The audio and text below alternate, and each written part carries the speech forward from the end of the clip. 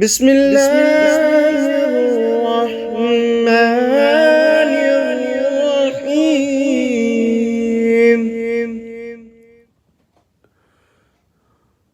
الحمد لله رب العالمين، والصلاة والسلام على سيد المرسلين وعلى آله وأصحابه الطاهرين أجمعين. أما بعد، فأعوذ بالله من الشيطان الرجيم. بسم الله الرحمن الرحيم. كم تركوا من جنات وعيون وزروع ومقام كريم ونعمة كانوا فيها فاكهين، كذلك وأورثناها قوما آخرين، فما بكت عليهم السماء والأرض وما كانوا منظرين. صدق الله العظيم. بسم الله الرحمن الرحيم. إن الله وملائكته يصلون على النبي يا أيها الذين آمنوا صلوا عليه وسلموا تسليما. اللهم صل على سيدنا محمد وعلى آل سيدنا محمد وبارك وسلم. الصلاة والسلام عليك يا سيدي يا رسول الله، وعلى آلك وأصحابك يا حبيب الله. الصلاة والسلام عليك يا سيدي يا رحمة للعالمين، وعلى آلك وأصحابك يا شفيع المذنبين. انتہائی واجب الاحترام دوستو، بھائیوں، عزیزوں، عزیز بچوں، بہنوں اور بیٹیوں، السلام علیکم ورحمۃ اللہ وبرکاتہ۔ الحمدللہ، اللہ پاک کے فضل و کرم، سرکار دو عالم کی نظر عنایت، آپ لوگوں کی دعا اور جو میں آپ کے لیے دعا گو ہوں، ان سب دعاؤں کی طفیل ہم اللہ کے پاک کلام کی سماعت کے لیے آمنے سامنے بیٹھے ہیں۔ اللہ ہمارا مل بیٹھنا قبول فرمائے، قرآن کریم کو سن کر سمجھ کر عمل کی توفیق عطا فرمائے، آمین ثم آمین۔ دوستو، قرآن کریم جیسے جیسے آپ پڑھتے جائیں گے تو آپ کو نظر آئے گا کہ بار بار وہی آیات آ رہی ہیں، حالانکہ وہ بار بار تو آتی ہیں لیکن وہ نہیں ہوتی، اور ہوتی ہیں۔ مضمون ملتا جلتا ہے، اس لیے تو اس کا نام قرآن ہے۔ بار بار آنے والی، پڑھی جانے والی آیات ایک مضمون کو اللہ کریم پایا تکمیل تک پہنچاتا ہے، تشنا نہیں چھوڑتا۔ جیسے ہم تنگ ہو جاتے ہیں نا، راستے میں کوئی کام کر رہے ہیں، کوئی بات کرنے چھوڑ دیتے ہیں، اللہ ایسا نہیں کرتا۔ اللہ ہمیں توڑ تک پہنچاتا ہے، آخر تک، سمجھنے والوں کے لیے۔ تو آج کا جو سبق ہے وہ سورہ دخان ہے، اور یہ اس کا نمبر جو ہے وہ ہے 44۔ اس کا جو نمبر ہے وہ ہے 44، سپارہ 25 ہے،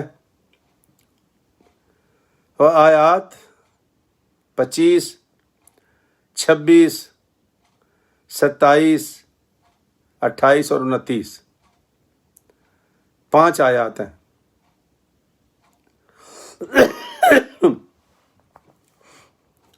سورہ دخان ہے۔ واقعہ بیان ہو رہا تھا حضرت موسیٰ علیہ السلام کا۔ موسیٰ علیہ السلام کو واعظ و تبلیغ کرتے کرتے کرتے عرصہ دراز گزر گیا، حالانکہ وہاں بادشاہ تھے، آپ کو سب کو معلوم ہے کہ اسی گھر میں پرورش پائی تھی، جب درویش ہوئے تو پھر درویش ہو گئے، وہی گھر مخالف ہو گیا۔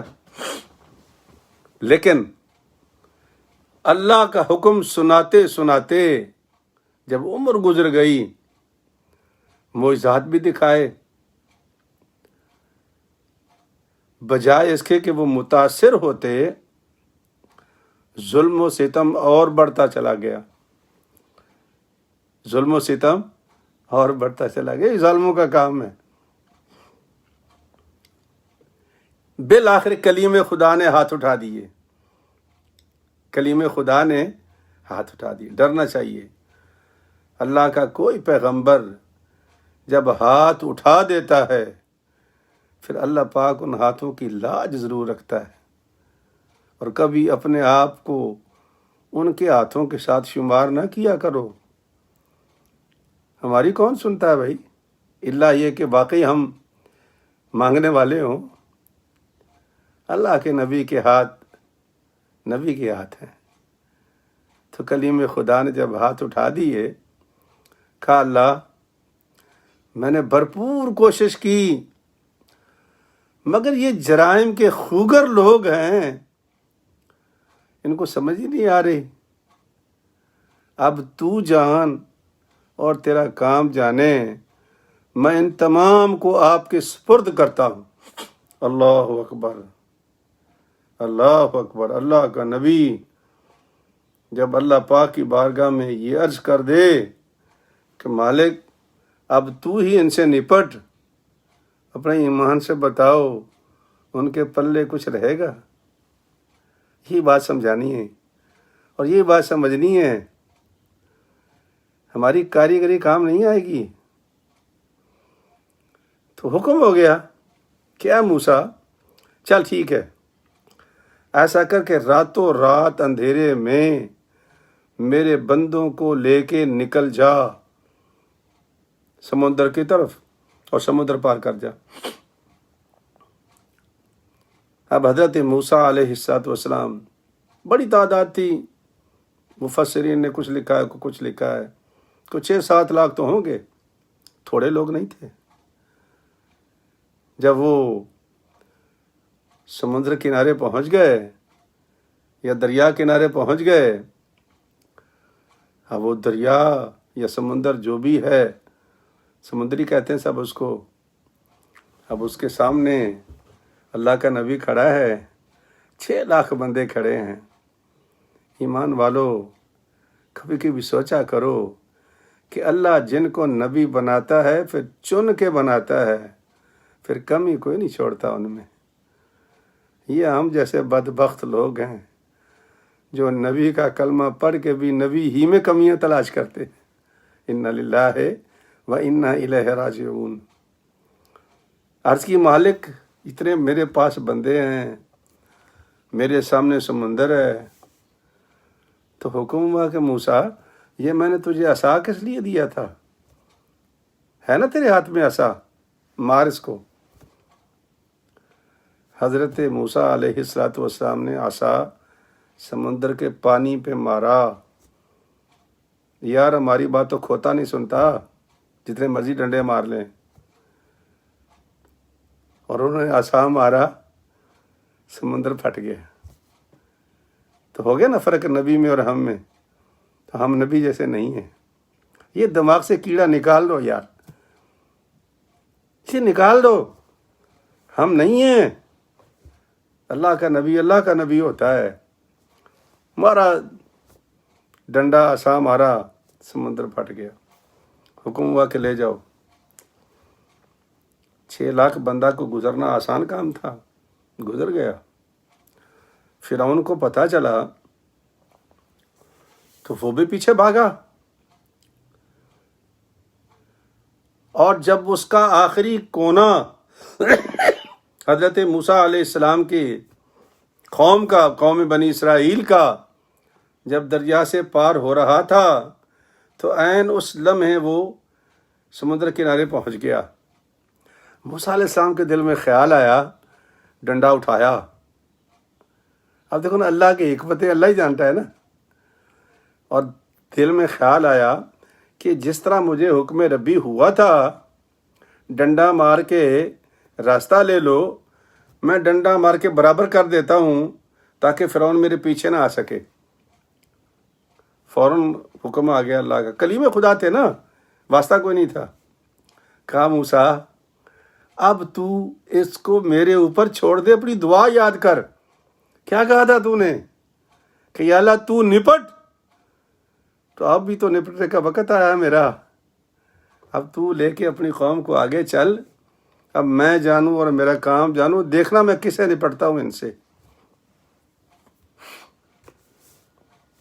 فرعونی سارے اندر, اور جب دریا کے وسط میں پہنچے تو حکم آ گیا مالک کا, برابر ہو جا. سارے بہ گئے. فرعون کی لاش کو اٹھا کر پانی نے باہر پھینک دیا. اس کو قبول نہیں کیا انہوں نے, وہ آج تک نہیں قبول کیا. آج بھی پڑی لاش اس کی. تو جب برابر ہو گیا تو اب اللہ پاک کا پاک کلام سماعت کریں. کیا منظر کشی کی ہے مالک نے, اور واقعی وہی بیان کر سکتا ہے. ہم سن لیں, سماعت کر لیں, سمجھ لیں تو ہماری تو بادشاہی یہ ہے. اللہ فرماتا ہے کہ کم ترکو من جنات وعیون. اے مخلوق خدا سوچو کہ کل تک جو بڑے بڑے باغات چشموں کے مالک تھے آج وہ پانی میں ڈوب رہے ہیں اور ان کو کوئی بچانے والا نہیں ہے. وہ ان کے باغات گئے, ان کے چشمے گئے. وَزُرُوعٍ وَمَقَامٍ کریم, وہ لمبی چوڑی کھیتیاں, لمبے چوڑے کھیت, اور وہ زروع مکان, وہ مقام کریم, وہ لمبی لمبی کوٹھیاں, وہ محلات, وہ مکانات. کہاں گئے وہ؟ اللہ فرماتے ہیں سب چھوڑ گئے. وہ تو پانی میں ڈبکیاں کھا رہے تھے, اور وہ چیزیں پیچھے کھڑی ہوئی تھیں, عبرت کا نشان بن گئی تھی. یہ اللہ سمجھانا چاہتا ہے کہ تم کس بات پہ اتراتے ہو؟ کوٹھیوں پر, محلات پر, مال و دولت پر. اللہ فرماتے ہیں وَنَعْمَةٍ كَانُوا فِيهَا فَاكِهِينَ, اور وہ جو دنیا بھر سے نعمتیں اکٹھی کر رکھی تھی جس میں وہ بیٹھ کے عیش و عشرت کرتے تھے. جیسے ہماری آج کل گھومنے والی کرسیاں ہیں, گھومنے والی کرسیاں, وہ اینٹیک. مجھے ایک دوست کے گھر میں جانا ہوا تو وہ ایک کارپٹ لگا ہوا تھا اس کے گھر میں, وہ دیوار کے ساتھ. میں نے اس سے پوچھا بھائی یہ کیا ہے؟ کہتا حضور آپ نہیں جانتے, یہ 600 سال پرانا کارپٹ ہے, 600 سال پرانا کارپٹ ہے. تو میں نے کہا کتنے کا خریدا ہے؟ کہا $50,000 کا. آپ نہیں سوچ سکتے, آپ کو تو 100 روپے آٹا ملتا ہے یار. میں آپ کی بات نہیں کر رہا, میں اپنی امریکہ میں بیٹھ کے بات کر رہا ہوں. $50,000 کا کارپٹ دیوار پہ لگا ہوا تھا. تو میرا دوست تھا, تو میں نے ہنستے ہوئے کہا اس کی زکوٰۃ دیتے ہو؟ کہنے لگا استاد جی اس کی کیسی زکوٰۃ ہے؟ میں نے کہا بھائی زکوٰۃ اسی کی تو ہے, چونکہ یہ تیری ضرورت نہیں ہے, یہ تیری دولت ہے. اگر تو زکوٰۃ دیتے ہو پھر تو یہ تیرا کارپیٹ بڑا قیمتی ہے, اور اگر زکوٰۃ نہیں دیتے تو یہ جہنم کا ایندھن ہے. سمجھتے ہو نا، ضرورت سے زائدہ چیزیں جتنی بھی ہیں سب پر زکوٰۃ ہوتی ہے۔ ایک بچہ ہمارا ایک دن اس نے نئی گاڑی لی، مرسیڈیز۔ میں نے کہا گاڑیاں تیرے پاس 2 ہیں، یہ کیوں لی ہے؟ کہا استاد جی وہ سیٹرڈے سنڈے کو نا جب باہر گھومنے جانا ہوتا ہے نا بچوں کو لے کر کے، تو ذرا شبا رہتا ہے، اس کو نہلا دھلا کے اس پہ سواری کرتے ہیں، 5 دن یہ گھر کھڑی رہتی ہے۔ تو میں نے کہا زکوٰۃ دیتے ہو اس کی؟ کہتا ہے استاد جی گاڑیوں پہ کیسی زکوٰۃ ہوتی ہے؟ میں نے کہا یہی تو زکوٰۃ ہے، یہ ضرورت نہیں ہے تیری، یہ ضرورت سے زائد ہے، یہ شو ہے۔ ہر وہ چیز جو شو اپ میں آئے گی، یہ مسئلہ سن لیں، زندگی میں کام آئے گا، جو شو اپ میں آئے گا اس پر زکوٰۃ پڑے گی۔ اگر دو گے تو بچ جاؤ گے، نہیں دو گے تو پکڑے جاؤ گے۔ اللہ اکبر۔ تو کہا کہ وہ نعمت کانوا فیہا فاکہین، وہ گھومنے والی کرسیاں، وہ عشرت کی چیزیں، وہ انٹیکس سارے رہ گئے، پانی میں ڈبکیاں کھا رہے ہیں۔ پتہ نہیں کتنے لاکھ فوج تھی فرعون کی۔ پھر کیا ہوا؟ اللہ فرماتے کذالک، یہاں وقف ہے، کھڑے ہو جاؤ، کذالک، ہم تو اسی طرح کرتے ہیں۔ وَأَوْرَثْنَاهَا قَوْمًا آخَرِينَ، ہم نے وارث بنا دیا ان چیزوں کا دوسرے لوگوں کو، آنے والے لوگوں کو وارث بنا دیا۔ تو یا تو اولاد ہوتی ہے، تو یا اللہ تعالیٰ کا نظام ہے کہ دوسرے لوگ آ جاتے ہیں، لیکن آغاز میں تو اولاد ہی ہوتی ہے۔ اب جو کلائمیکس ہے آج کے سبق کا، وہ سماعت کے قابل ہے اور غور کے قابل بھی ہے۔ وہ کیا ہے؟ اللہ فرماتے ہیں فَمَا بَكَتْ عَلَيْهِمُ السَّمَاءُ وَالْأَرْضُ وَمَا كَانُوا مُنظَرِينَ، وہ جو کل تک شو مارتے تھے، اور میں یہ تو میں وہ، تو میں تو، اور تو میں، اور میں تو، وہ لن ترانیاں، وہ موش گافیاں، اللہ فرماتا ہے کہاں گئی وہ ساری؟ وہ جو کہا کرتے تھے کہ ہم دنیا سے ادھر سے ادھر ہو جائیں گے تو انقلاب آ جائے گا، خون ریزیاں ہو جائیں گی، دنیا باہر نکل آئے گی، اللہ فرماتے کچھ بھی نہیں ہوا نہ۔ ان کے جانے پر وہ ڈوب رہے تھے، اور ان کو ڈوبنے پر نہ تو زمین روئی نہ آسمان رویا۔ کتنی عجیب بات ہے۔ تو لامحالہ صحابہ کرام رضوان اللہ علیہم اجمعین جب نبی پاک سے کوئی بات سنتے تھے تو سوال ضرور کرتے تھے، یا رسول اللہ، یہ اللہ کریم نے کیا خوبصورت بات فرمائی ہے کہ ان کے جانے پر نہ زمین روئی نہ آسمان رویا۔ کیا مطلب؟ یہ زمین و آسمان روتے ہیں؟ سرکار نے فرمایا روتے ہیں، لیکن ان کا رونا ہمارے رونے جیسا نہیں ہے، ان کا رونا اپنے حساب سے، لیکن روتے ہیں، یہ حقیقت ہے۔ سرکار نے فرمایا اس حقیقت کو تسلیم کرو، اس لیے کہ یہ میرے مالک کا فرمان ہے، روتے ہیں۔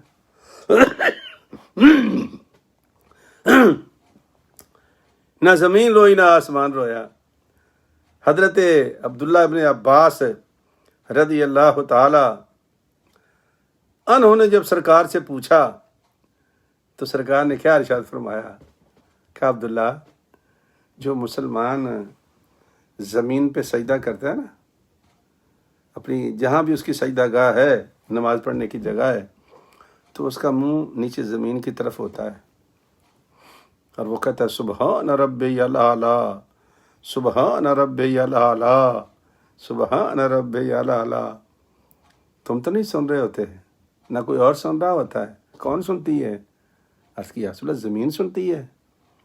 تو فرمایا یہ ذکر خدا زمین کی ہے غذا، اور جب مومن سجدہ کرنے والا نہ رہا تو زمین روتی ہے کہ وہ میری غذا کہاں گئی۔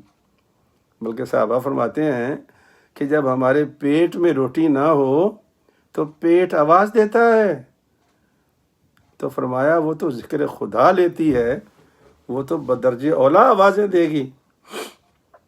اور فرمایا آسمان سے 2 دروازے کھلتے ہیں. یہ سرکار تشریف فرما رہے ہیں. ایک دروازہ کس کا ہے؟ رزق ہمارا. اللہ فرماتا ہے نا فِي السَّمَاءِ رِزْقُكُمْ وَمَا تُوعَدُونَ. جس رزق کا وعدہ ہم نے تم سے کیا ہے وہ ہم آسمان سے نازل کرتے ہیں. یہ ہماری مرضی ہے. ہم پاگلوں کی طرح زمین پہ پھرتے ہیں مال کے پیچھے جو مرضی کر رہے ہیں، لیکن آتا آسمان سے ہی ہے. اور دوسرا دروازہ اللہ فرماتے ہیں کہ جو تم نیک اعمال کرتے ہو، اچھے کام کرتے ہو، تم دعا کرتے ہو تو ہاتھ اٹھاتے ہو ایسے، یا اللہ یا اللہ، ساتھ ساتھ ہاتھ بھی بلند، چہرہ بھی بلند آسمان کی طرف. تو فرمایا دروازہ کھل جاتا ہے. جب دروازہ کھل جاتا ہے تو ہمارے اچھے اعمال اندر چلے گئے. مومن فوت ہو گیا، پھر کیا ہوا؟ فرمایا کہ آسمان بھی روتا ہے کہ مسلمان کا رزق جاتا تھا، اعمال آتے تھے وہ ختم ہو گئے، وہ روتا ہے. زمین روتی تھی، ذکر ملتا تھا، صدائیں ملتی تھیں، وہ جاتی رہیں، زمین روتی ہے. سرکار دو عالم صلی اللہ علیہ وسلم نے فرمایا کہ اسلام غربت سے شروع ہوا تھا اور غربت میں ہی واپس آئے گا. یہ اس لیے بار بار مالداروں کی باتیں کی جاتی ہیں کہ لوگ کہیں یہ نہ سمجھ بیٹھے کہ مالداری ہی سب سے بڑی بات ہے. سرکار کی باتوں پہ غور کیا کرو. سرکار نے فرمایا کہ اسلام غربت سے شروع ہوا تھا اور غربت پر ہی ختم ہو جائے گا. یاد رکھو، مومن کہیں انجان مسافر کی طرح نے کہیں بھی. آج بھی ایک کشتی ڈوب گئی ہے لیبیا سے آتے ہوئے تارکین وطن کی. اب پتہ نہیں نہ جانے سمندر میں وہ لوگ کہاں چلے گئے. کئی پاکستان بیچارے آئے، آج تک نہیں پتہ وہ کہاں گئے. جنگلوں میں گم ہو گئے، سمندروں میں غرق ہو گئے، ماں باپ انتظار میں ہیں. اللہ کے نبی نے فرمایا کہ مومن جہاں کہیں بھی ہو، اگر کسی ایسی جگہ پر فوت ہو جائے سفر کے اندر جہاں اس پر کوئی رونے والا نہ ہو، تو فرمایا مومن کتنا خوش نصیب ہے، اس پہ زمین اور آسمان رونے والے موجود ہیں. یہ میرے نبی کا فرمان ہے صلی اللہ. اس سے بڑی مومن کی خوش نصیبی کیا ہو سکتی ہے کہ جس کے جانے پر زمین اور آسمان رو رہے ہیں. فرمایا حضرت علی سے کسی نے پوچھا کہ حضرت جی آپ فرمائیں کہ یہ جو باتیں صحابہ کر رہے ہیں، آپ بہت پڑھے لکھے آدمی ہیں، او سبحان اللہ، آپ تو علم کا دروازہ ہے، اگر سرکار دو عالم شہر ہیں تو آپ بتاؤ یہ باتیں ٹھیک ہیں؟ یہ باقی ہوتے ہیں زمین و آسمان؟ سرکار نے فرمایا اس میں پوچھنے والی کون سی بات ہے؟ ویسے بات اچھی تم نے پوچھی ہے، مجھ سے آج تک کسی نے یہ سوال نہیں کیا، لیکن آپ نے یہی فرمایا کہ دیکھ مومن جہاں سجدہ کرتا ہے وہ ذکر زمین کو سناتا ہے. جب زمین کا وہ ذکر بند ہوتا ہے تو وہ مومن کے لیے روتی ہے، اور آسمان سے اس کے اعمال جاتے ہیں، اس کی دعا جاتی ہے، دروازہ کھلتا ہے اس کے لیے، رزق آتا ہے، دروازہ کھلتا ہے، وہ بند ہوتا ہے تو آسمان روتے ہیں. فرمایا کہ فرعونیوں کے لیے جو اللہ نے فرمایا نا کہ فما بکت علیہم السماء والارض وما كانوا منذرین، ان کے تو نیک اعمال تھے ہی نہیں، وہ تو ظالم تھے، ظلم کرتے تھے، بگار لیتے تھے. اللہ کریم نے تو ان کو ڈبویا ہے، ان کا ظلم کا انجام دکھایا ہے. اعمال تو نیک سے مومن ہی کرتا ہے نا، ہر آدمی بھی نہیں کرتا نا. ہمارے اندر بھی بڑے کاریگر لوگ ہیں، ہر بندہ نہیں کرتا، صرف مومن کرتا ہے. تو سرکار دو عالم صلی اللہ علیہ وسلم فرمایا کہ مومن کے جانے پہ زمین بھی روتی ہے، آسمان بھی روتی ہے. حضرت ابن عباس سے کسی نے پوچھا کہ حضرت جی تو اس کا مطلب یہ ہوا، یہ بات سننے والی یہ میں کر رہا ہوں آپ کو، سکہ بند باتیں یہ مولوی یہاں تک سنائیں گے آپ کو، اس کا آگے نہیں جاتے. وہ کاریگری کرتے ہیں کبھی کبھی لوگ، نہیں کرنی چاہیے. گناہ ہوتا ہے. اگلی بات بھی سنایا کرو جو صحابہ کے درمیان چلتی تھی. تو میں اپنی بات تو نہیں کر رہا، نہ کسی مولوی کی بات کر رہا ہوں، نہ کسی مفتی صاحب کی بات کر رہا ہوں، میں سرکار دو عالم کے صحابہ کی بات کر رہا ہوں. حضرت عبداللہ بن عباس سے کسی نے پوچھا حضرت جی آپ کا تو بڑا قرب رہا ہے سرکار دو عالم صلی اللہ علیہ وسلم سے، آپ کے بارے میں تو سرکار نے یہ بھی فرمایا تھا کہ اللہم علمہ الکتاب والحکمہ. یا اللہ یہ میرا بھائی کتنا خوب، اچھا لال سرخ رنگ تھا ان کا، کیا وجیح انسان تھے. تو سرکار نے فرمایا یا اللہ جتنا یہ سونا ہے ایسا تو میرے بھائی کو علم بھی عطا کر اور حکمت بھی عطا کر. جی اتنا خوبصورت نوجوان تھا وہ حضرت عبداللہ بن عباس. تو سرکار نے دعا مانگی. تو بندے نے پوچھ لیا ان سے کہ حضرت جی باقی بات صحیح ہے کہ زمین و آسمان روتے ہیں؟ حضرت ابن عباس نے فرمایا کہ اس سے آگے بتا دیتا ہوں میں. کیا حضور کیا؟ فرمایا مومن کے فوت ہونے پر 40 دن زمین روتی ہے، 40 دن آسمان روتا ہے. حضرت مجاہد سے کسی نے پوچھا کہ حضرت جی حضرت عبداللہ بن عباس نے کیا بات کر دی ہے، 40 دن زمین روتی ہے، 40 دن آسمان روتا ہے؟ تو آپ نے فرمایا اس میں تعجب والی کون سی بات ہے یار؟ ہاں جب زمین و آسمان ایک مومن کی تسبیح و تعلیل سے محروم ہو گئے تو ان کو تکلیف تو ہوگی، وہ تو روئیں گے. صرف آسمان اور زمین ان پر نہیں روتے جن کے دامن میں کچھ نہیں ہوتا یا وہ منکر ہوتے ہیں.